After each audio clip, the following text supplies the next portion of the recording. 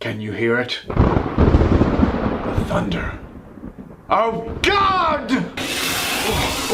Knowledge is power. I'm getting handsome now, aren't I? As I get older, they stay the same age. I'm in heaven. I don't want to fly. Where did you come from? Be quiet. That's impossible!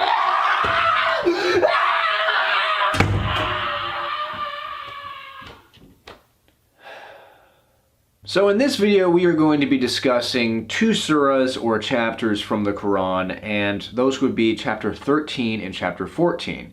Chapter 13 is called The Thunder, or in Arabic Al-Ra'ad, and chapter 14 is called Abraham or Ibrahim. Now before I give you just kind of like my general thoughts and feelings on these two surahs, I would like to read a couple paragraphs with respect to each chapter that I think summarize each chapter and give you a good idea of what each of them is about and kind of like what their main substance is. So without further ado, let me just read a paragraph from the summary of chapter 13. This surah affirms the divine source of what has been revealed to the Prophet, even though most people do not believe in it or doubt both the resurrection, and when it says resurrection, this does not mean the resurrection of Jesus. This means the resurrection at the last day, Judgment Day, and that the Prophet is a messenger from God.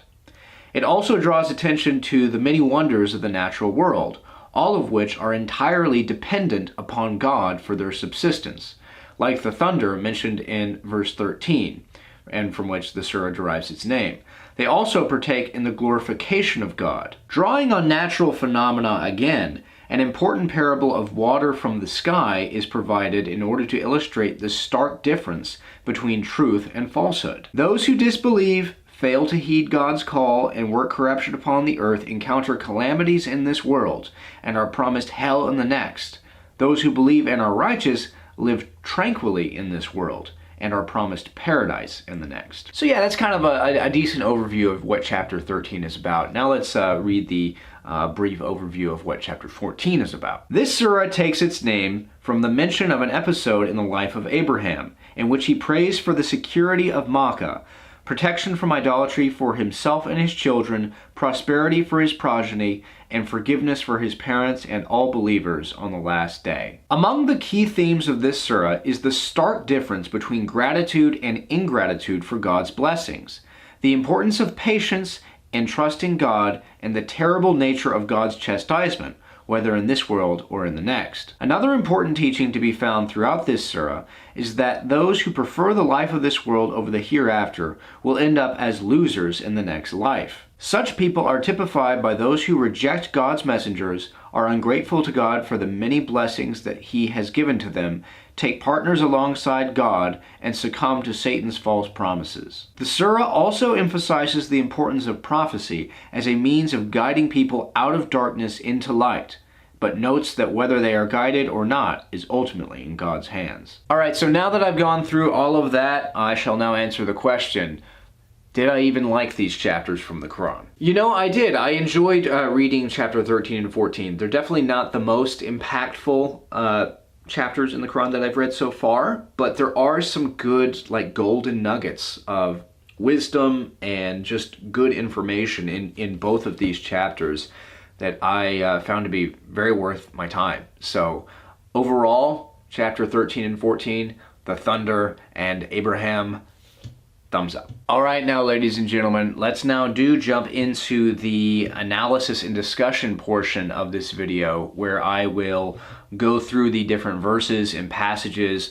within these different chapters in the Quran that I found to be particularly compelling, fascinating, wise, and just freaking worth talking about. The first passage I would like to read and discuss concerns chapter 13, verses 10 through 11. Alike among you are those who speak secretly, and those who do so openly, those who lurk by night, and those who go forth by day. For him there are attendant angels to his front and to his rear, guarding him by God's command. Truly God alters not what is in a people until they alter what is in themselves.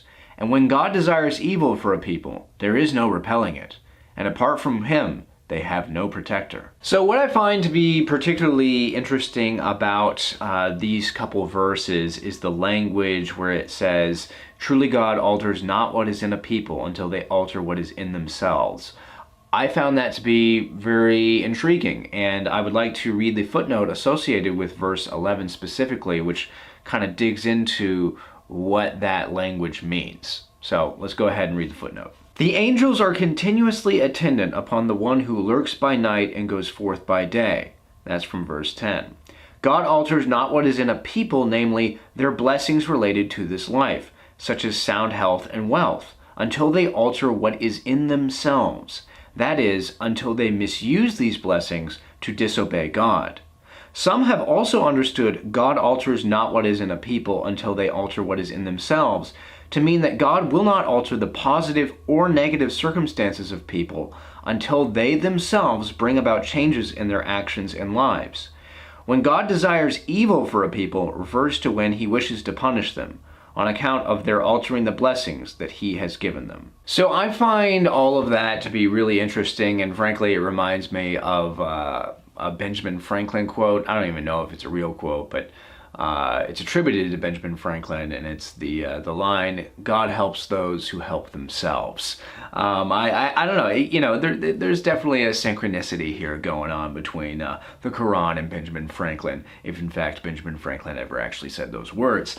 But, you know, I just really like the idea where, you know, it's like God alters not what is in a people until they alter what is in themselves. In other words, God's not going to take away your blessings, typically anyways, unless you start performing actions that cause him to take away the blessings he has given you. And he's not going to alter your negative circumstances until you take the right actions necessary to alter your negative circumstances and turn them into positive circumstances. Yes, we're entirely dependent on God in all ways, for sure, but God also, you know, here in this passage, it kind of illustrates the idea that God wants us to be somewhat not independent from him, but self-sufficient. Like, we have to actually take actions. We have free will for a reason. And so he gives us a certain amount of responsibility for our circumstances. And so our actions, whether in times of blessings or hardships, matter. And that's kind of what this whole thing is about. And I don't know, I just find it to be a really cool and honestly very true idea. The next verse I would like to read and discuss in chapter 13 is verse 15. And unto God prostrates whosoever is in the heavens and on the earth, willingly or unwillingly, as do their shadows in the morning and the evening. And now I would like to read the footnote associated with this verse, and then I'm going to pull a piece of Native American art into this analysis video, as I think it is relevant. That all things prostrate to God, willingly or unwillingly, means that all things at all moments are prostrate, that is, submitted existentially before God. Either they understand this state of affairs and prostrate voluntarily in recognition of it, or they prostrate involuntarily and unwittingly. From a spiritual perspective, and with respect to human beings' prostration before God, Al-Maybuti, that's probably not the way his name is pronounced, says that a prostration is done willingly when one submits to God's command and majesty without any hope of reward or gain. The prostration done unwillingly occurs when one prostrates to God out of desire for something, whether it is to elicit blessings or to avoid some form of harm. As do their shadows is a way of saying that even their shadows submit to God, which means that every aspect of their being is under his sway, and in the morning and the evening implies that they do so perpetually. So I find all of that to be really fascinating. The idea here is that we are totally dependent on God for everything, whether we recognize it or not. I think that's true, but that whole thing we just read there brought to mind a piece of Native American sand art that my grandmother gave me, and it's this right here. This piece of art is called The Great God Spirit, and this is the sun here. And I want to read a little bit off of the back here and I'll probably put the text up on screen, as there's an interesting little through line here between this piece of art and what we just read from the Quran. So I'm going to read a little description of what the great God Spirit is in Native American culture, and then I'm going to try and connect what we just read with what I'm just about to read here. The great God Spirit. As all living things on the earth are dependent on the energies of the sun is used as a symbol of the great God Spirit. The Rainbow Man was his creation, his sun, through which all things on earth were created, and the Thunderbird represented the power of his spirit. The feathers surrounding the sun symbolized the close communication of the great God Spirit with the Indian. The three colors on the face of the great God Spirit symbolize the rainbow through which all creation takes place. So I'm not super informed as to, exactly what the Rainbow Man, like the whole theology around that and Thunderbird in Native American culture. Clearly, from what we just read, it's almost like the tribes that associate with this kind of particular conception of God probably had some Christian influence, and that there is a little bit of a trinity going on with what we just read in relation to this image. But what I really want to draw your attention to is where it says, as all living things on the earth are dependent on the energies of the sun is used as a symbol of the great God Spirit.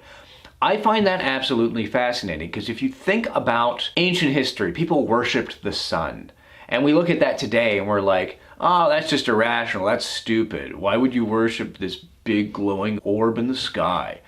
But when you think about it, it's actually not silly at all, in that without the sun, nothing happens on Earth. There is no life. We are, in a sense, completely dependent on the sun, and we totally submit to the sun.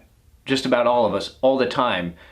And we very often are not conscious of the fact that we are submitting to the sun, but that's what we're doing. We get up when the sun rises, we go to sleep when it sets. We have energy when the sun shines on our face.